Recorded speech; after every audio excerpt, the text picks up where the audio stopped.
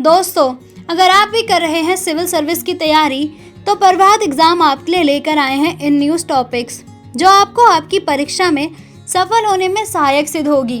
लेकिन उससे पहले अगर आप हमारे YouTube चैनल पर पहली बार आए हैं तो हमारे चैनल को सब्सक्राइब करना ना भूलें।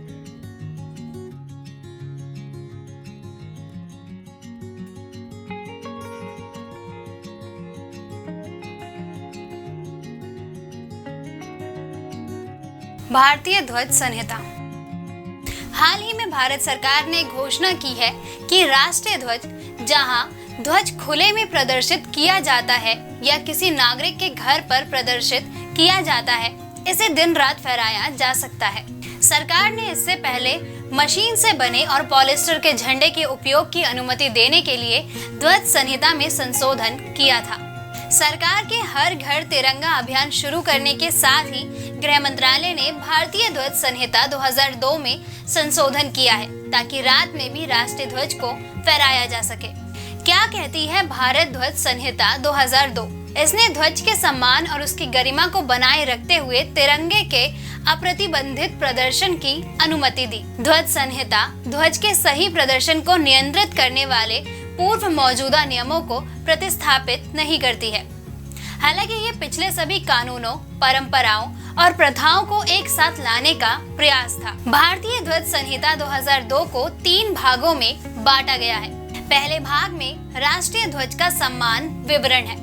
दूसरे भाग में जनता, निजी संगठनों, शैक्षणिक संस्थानों आदि के सदस्यों द्वारा राष्ट्रीय ध्वज के प्रदर्शन के विषय में बताया गया है। संहिता का तीसरा भाग केंद्र और राज्य सरकारों तथा उनके संगठनों और अभिकरणों द्वारा राष्ट्रीय ध्वज फहराने के विषय में जानकारी देता है।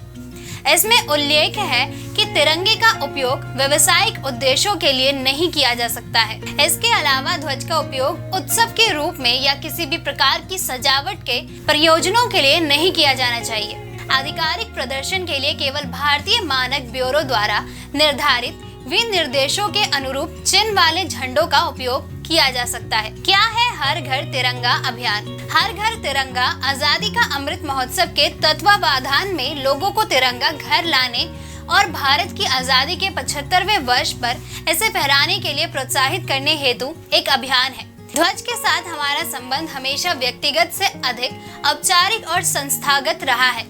स्वतंत्रता के 75वें वर्ष में एक राष्ट्र के रूप में ध्वज को सामूहिक रूप से घर पर फहराना न केवल तिरंगे से व्यक्तिगत संबंध स्थापित करना है, बल्कि यह राष्ट्र निर्माण के प्रति हमारा प्रतिबद्धता का प्रतीक भी बन जाता है। इस पहल का उद्देश्य लोगों के दिलों में देशभक्ति की भावना जगाना और भारतीय राष्ट्र ध्वज के बारे में जागरूकता को बढ़ावा देना है। जाने भारत के राष्ट्र ध्वज की यात्रा। 1921 वर्ष 1921 में स्वतंत्रता सेनानी पिंगली वेंकैया ने महात्मा गांधी से मुलाकात की और ध्वज के एक मूल डिजाइन का प्रस्ताव रखा जिसमें 2 लाल और हरे रंग की पट्टी शामिल थी। 1931 कई बदलावों से गुजरने के बाद वर्ष 1931 में कराची में कांग्रेस कमेटी की बैठक में तिरंगे को हमारे राष्ट्र ध्वज के रूप में अपनाया गया था। 1947 22 जुलाई 1947 को हुई संविधान सभा की बैठक के दौरान भारतीय ध्वज को उसके वर्तमान स्वरूप में अपनाया गया था।